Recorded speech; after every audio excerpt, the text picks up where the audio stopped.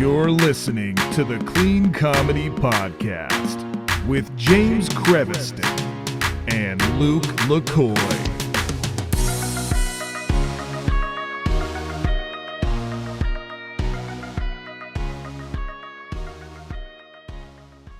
Hey, everybody. Welcome to the Clean Comedy Podcast. It's James. Today I'm here with my co-host, Mr. Luke LaCoy. Hey. Hey. I like your background. You changed your background. It's a lot different. There's what happened to the green screen and stuff. Yeah, the green screen's over there. We're opening up the room for you know why. Yeah, So. I know why, but we should not disclose it on this podcast. There's something afoot in the LaCoy household. I see you also have all of Stephanie Meyer's books behind you there. Not mine. I was going to say, I'm guessing those are not your books. Well, I mean, half mine. If you get divorced, it's never half yours. It's 1/3 yours. It's a terrible joke. So today we have now. Before we get started, I'm going to admit this because I've admitted this to everyone, and this is the truth. I don't watch a lot of British shows because I can't understand British people. It is a very bad thing of mine. It's the worst.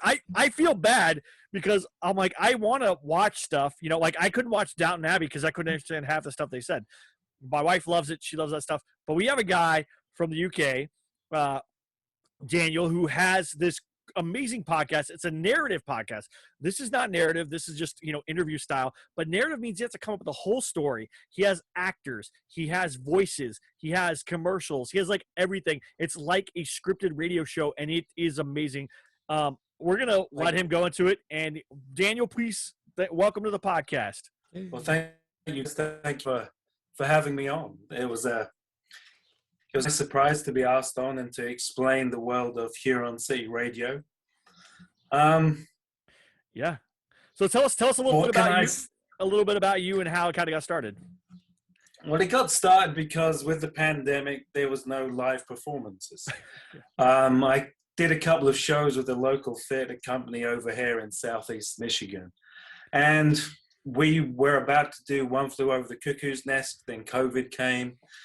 And a few of us, we were going to make a movie as well, but that got put to one side.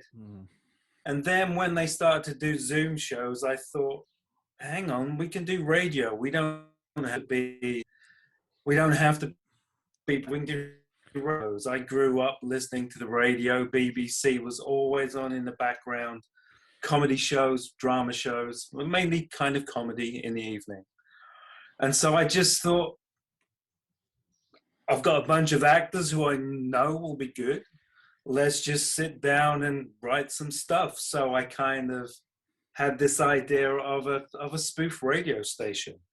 The old radio station where you had a bit of a phone in, people phone in. We'll have some sponsors. We'll have a bit of drama in the middle. I know I'll ask some local musicians if they want to be on it. And it just kind of then got a bit of a life of its own. That's really how it started. What is the hardest part of putting it together? And how often do the episodes come out? Like, how long does that process take? The process takes quite a long time. I mean, the actual writing of it isn't too long once I come up with the ideas, and we had the format of the radio show in that. There's an introduction, a sponsor, a phone in, drum, that kind of thing. And then we had to record it, and it was the editing and putting the show all together, which took time because I had no idea what I was doing.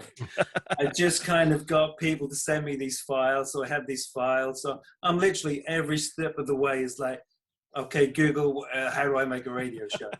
Okay, Audacity, what's Audacity? Okay, what do you do? What's an MP3 file? It was like that at the beginning, so it took me a while to get my head around what I needed to do, but fortunately, all these programs are so idiot-proof that, I could get good results really quickly. I kind of bullied the software into doing what I wanted it to do without having to understand it. So, yeah. So from starting a script to getting the episode out, how long is that? A week, 2 weeks, a month? What are we talking? Oh no! To begin with, it took about a month. Wow. It took about a month because I didn't know. The files would come in and some people's files sounded terrible. So I had to learn how to clean them up and that kind of stuff. And we didn't know how many we were going to make. We had an idea, let's do 8. We did 6 and then we ended up doing 8. So, in the beginning, it took about a month. And then towards the end, when we decided to do 2 more, I wrote the scripts for the comedy bits and the drama, recorded, edited them in just a week each. So Wow. I'd got people on board who were willing to help as well. So we kind of got the process down. So we came quite a long way in about 6 months to get all these 8 shows out. And it was a good learning experience. And I just wrote them to amuse myself and amuse the people who were in it. And then all of a sudden people were listening to it and the press were contacting me.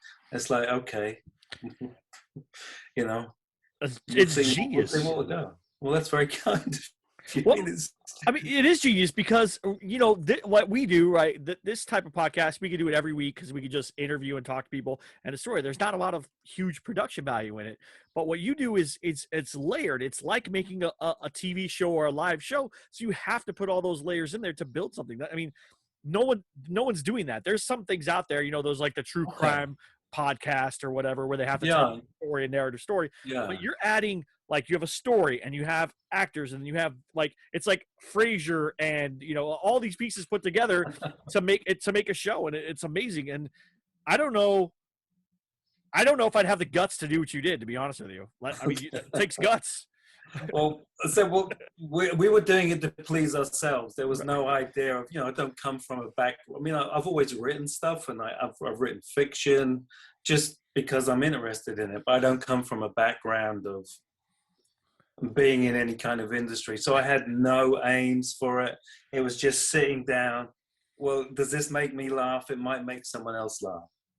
Yeah. And you say there's no shows like that, but a lot of the kind of ideas in this show are based off shows that I grew up listening to. So in the UK, the BBC drama and comedy, you do have all these shows that are similar to what we're producing. That's good. Luke, did you have a question? That was going to be my question. Did you have any like shows in particular that influenced it? Yeah, I mean, I don't know, Luke, if you've listened to the show, if you've listened to any of the Midnite Hour. I listened to one of them today, yeah. Okay.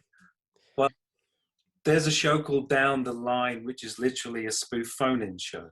And it's half an hour of a phone-in. There's a guy and he has callers on. It's not quite as stupid as ours. There's a bit more to it, but there's the show like that. There was a news show called On the Hour, which was a spoof news podcast. A news radio show. And that was just taking an absurd look at how news was presented. And so kind of borrowing from shows like that, you had a presenter called Alan Partridge, who had a spoof radio show. He's played by Steve Coogan. Steve Coogan, he was like in some films over here. I think he was in like a Night at the Museum. He was the gladiator guy. Mm-hmm. But he's a big comedy figure in the UK, and he came up with this character. So I based the host on to these people from radio shows I loved, but it was nice being able to write for people who are American, and you have this strange hybrid of words they wouldn't normally say, and they're coming out with these stupid things that they would, I'm just really grateful people have come up and, read the stuff that I've written. That's such a cool thing. And I mean, it's just such a, I don't know, it's just so unique because we live in a world of like Netflix and Hulu and all these like streaming services, and radio is kind of gone away. Like there's not a lot of people that still even listen to radio in their car. They listen to podcasts or whatever, but you managed to merge the two worlds together of podcast and radio and theater almost like in this one type. And I honestly, I love it. I fell in love with it when I heard it. I was like, this is just so good because it's just so capturing of, it's almost too like not in this time period type thing, but at the same time in today's time period, if that makes sense. You know what I'm saying? Yeah, it was the idea of just creating its own, I guess, its own universe of Huron City, which is an amalgamation of all the small towns where I live here by Lake Huron, by the river. So it's just this kind of fictional area, and my take as an outsider on what the area is like and the things I don't quite understand or seem stupid to me, but are probably fine for everyone else. So it's a kind of way of me sort of poking gentle fun at where I've lived for the past decade. But also, as I say, yeah, to create this alternative world which is set in time but out of time as well, and just to situate everything in that world of Huron City. And City Radio, this thing where we now make shows for, yeah. That's awesome. Are you going to do another season now because of the hype? Like, do you feel like you want to do more, or are you going to do a new project, or what's the plans? We eight shows in all of Huron City, of Midnite Hour, of Tom Bobbajobski on his grey boat, broadcasting, hoping someone's listening to him, not really caring as long as he gets through his show in one piece. And we had him sort of come adrift on Lake Huron, and then he met the Coast Guard, and then a freighter, then he got trapped in the ice, and then he eventually made his way back home. So I'm not sure what else we do with him. We've got a summer special coming up, because I thought we can do a summer special. Christmas in the Grey Water area, we're going to do a Christmas special. Whether we'll do some more with him, I don't know. We've done a few really short shows of Tom coming on shore, where he's gate crashed other Huron City programs, and haven't gone well because Tom really, he doesn't mix well with others. He's just a professional doing his show, and as long as he can get his show done, he's not really that interested. But so I don't know, a sci-fi comedy drama that we're working on. As I said, I had no idea what would happen when we started it, and here we are with all these shows later, and as long as I'm enjoying doing them, I'll keep writing them. That's awesome. That's so cool. Is there any kind of like show outside of this? Like if you could start another one, like that it'll have the same kind of success as you have. Is there any kind of other thing that you'd want to do, like a space adventure or a detective story or something? Is there something else that you're like we'd be interested in doing? Yeah, I like, as I say, I've listened to so much radio. I like the medium of radio, because you can still be like washing up or doing other stuff, and you can still be absorbed. Yeah. It's not like watching the TV where it takes you over completely. As I say, we are doing like an 8-episode sci-fi comedy drama set in a future Huron City. That should be out come July, and thank goodness I've got people doing the sound, so I don't have to. I've got people who know what they're doing. So the sound side the quality of the sound should be better than what we've currently got. Even though I think it's pretty good now, we've got people who know what they're doing. I would like to see if I could write a sitcom, set a sitcom in Huron City and see what happens. People like Tom Bobbajobski. They like the guy. They like the character. So, I mean, you've listened to him. He's just, this guy who's got this radio show and stumbles his way through it, in an absurd world. So I think that's cool. I think almost like a Frasier-esque version of that, like where it's more takes place on the boat with other characters. I don't know how to do it. That's a good thing. Is like I think a Frasier type version, because he is doing a radio show. If there's some interaction with other people or something, that might be a good way. I don't know. I'm trying to figure it out too, because I think a sitcom sounds awesome. Actually, that would be great to listen to. Yeah, a sitcom, whether it involved him, I don't know. He's so easy to write for now. Yeah, and we call him Tom, who plays him. It's this Tom who plays him. He just loves being Tom. So, all right, Luke, you have a question? Yeah. Do you have a favorite episode or a favorite bit from an episode that's just like you're super, super happy with? I think all of them are sort of appeal, because they're different. It's the same format of a radio show, but we didn't want to repeat anything, so we have one show has like a phone in. Usually they're phoning on stupid topics like sport or science, or the first one's books, and they never go well. Then we threw in a swap shop where people phoned in to sell stuff, selling absurd stuff. Then we had one was a quiz show. Episode 8 is the talent show, a radio talent show. You know, just things that are really inappropriate for radio. I mean, and the talent show gave us a chance to have everyone who'd been in the show to come back and be an act on the talent show. So I do like the talent show one, because it gave everyone who'd helped us a chance to come and be someone's ventriloquist, someone doing balloon animals. We have that kind of thing, of all sorts. And then Tom's Lost Love comes as one of them. So we do try. I mean, if you listen to it, some of it is so stupid. It seems like, you know, it took like 10 seconds to write, but we do try in some aspects of it.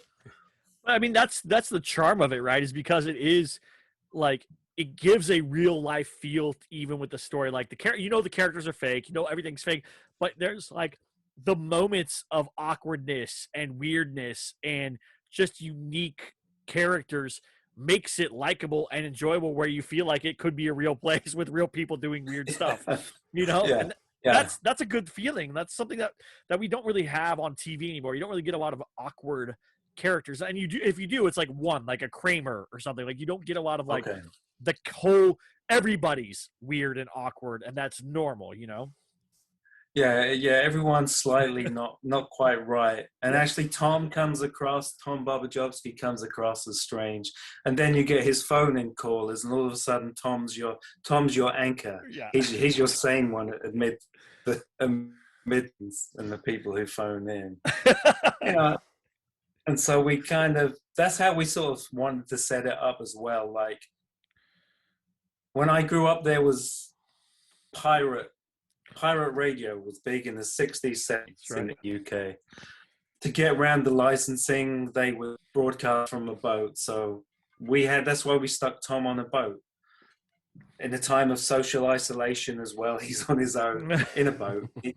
We don't even know if his producer is real. He's got a producer called Eric who he communicates with, but is he there, or is he just in Tom's head? Oh, I never thought about that. We don't know. And I wrote it, so but to us, he might not be there, and it doesn't matter. It's just that whole stupid kind of absurd world.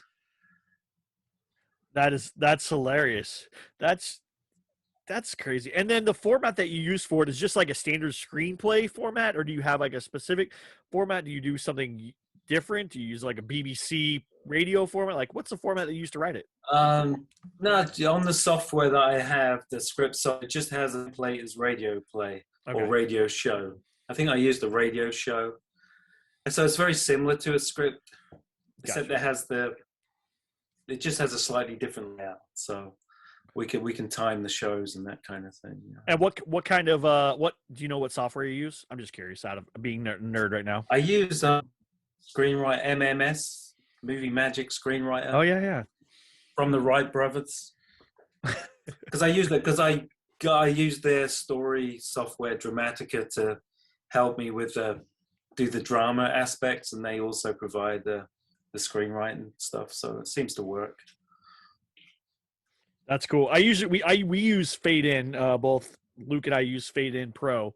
It's one of my favorites, and they have like a BBC radio template that's in there, and so they also have like stage and graphic novels and whatever. So anything that you want to do, and the best part of their software too is like, say I wrote it all in a screenplay format, I could change the template over to something else, and it'll usually reformat it pretty much. There might be some things I have to go in and tweak or whatever, but 90% of it will be okay, because it'll do that. So that's cool.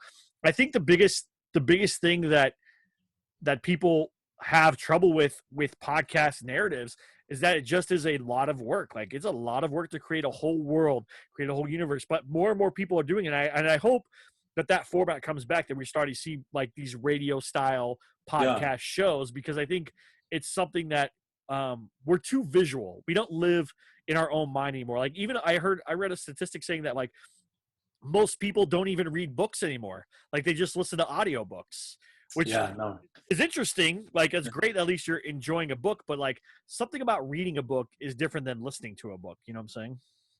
Yeah, different mental process. That's for sure. That's for sure.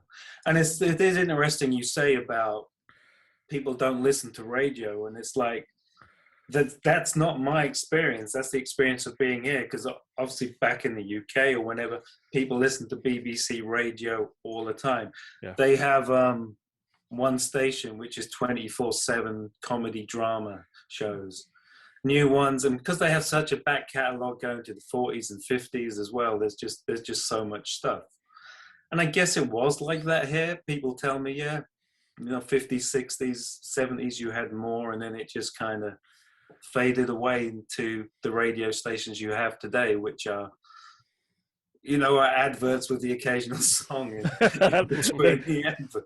And I think that's really what turned people off of radio, is that like it's more advertisements than it is actual like music or entertainment or whatever and stuff, so it's like here's a song by this person, now let's listen to 5 minutes of ads about socks and whatever, and you're like, come on man, like I just want to listen to music. So now people do podcasts, or if you have iPhone or whatever, you can just download all the music you want on your phone or whatever. Like, but I had like some of the like Laurel and Hardy and other like those like kind of like stage like vaudeville style formats on my phone that I would listen to, Who's on First, all that kind of stuff, just because it's entertaining. It's such a different style of humor and a different style of relating to people. It's not, nobody does that anymore, and I love that, and that's kind of what your show makes me feel like that could exist again.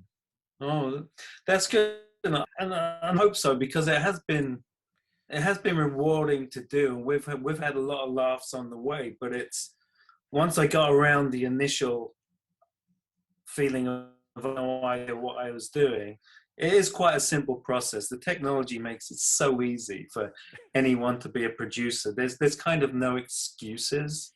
If you want to do something, you can. You just have to sort of just put the hours in a little bit, and then you can do it.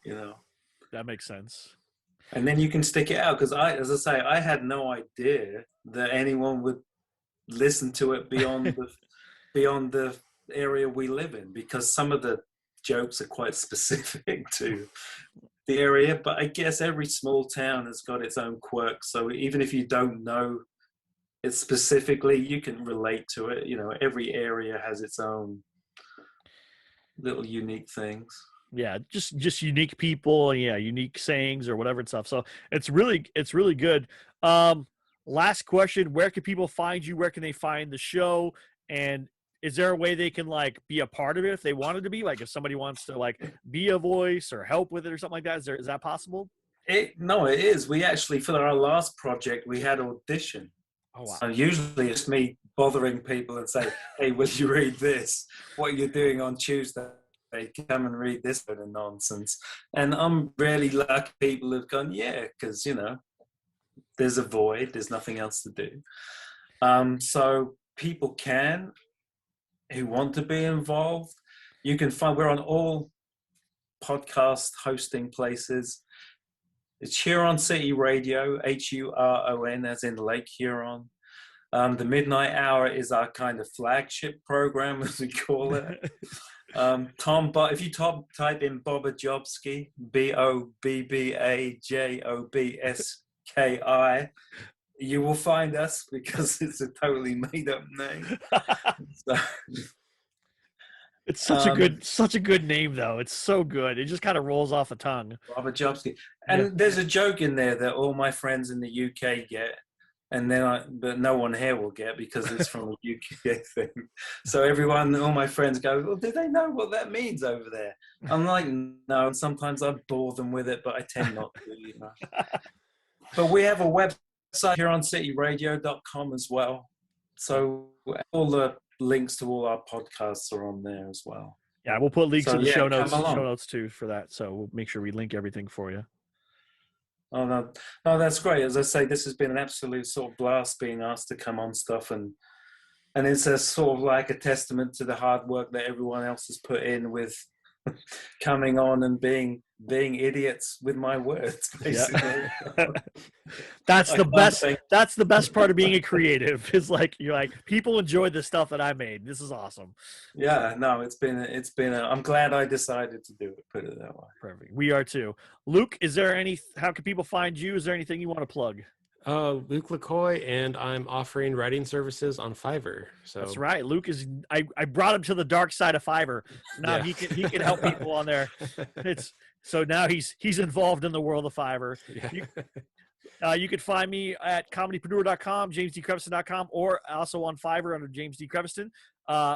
Daniel, I appreciate you coming on. Everybody go check out Huron City Radio, the Midnite Hour with Tom Bobbajobski. It's hilarious. You'll enjoy it. You'll start to wish for more radio shows after you listen to it and think like, you know what?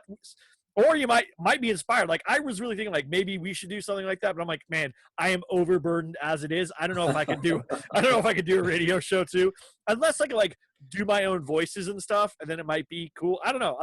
I am thinking about it. You've kind of inspired me, so I appreciate it. No, I would go for it. Go for it. All right, I might do that. So we'll start hitting people up. I have a lot of good comedian friends who are not doing anything that have great voices and do great stuff. So that might be a good way to go. So. Well, thank you again, Daniel. Thank you, everybody, for listening. Please You're like, welcome. subscribe. Thank you, guys. Thank you, gentlemen, and Thank you. for having on. Good luck. Yeah, thank you. Yeah, thank you. Everyone, don't forget to like and subscribe. And then, like I said, go check on Huron City Radio, the Midnite Hour with Tom Bobbajobski. You'll love it. You'll enjoy it. And have a great one. Bye.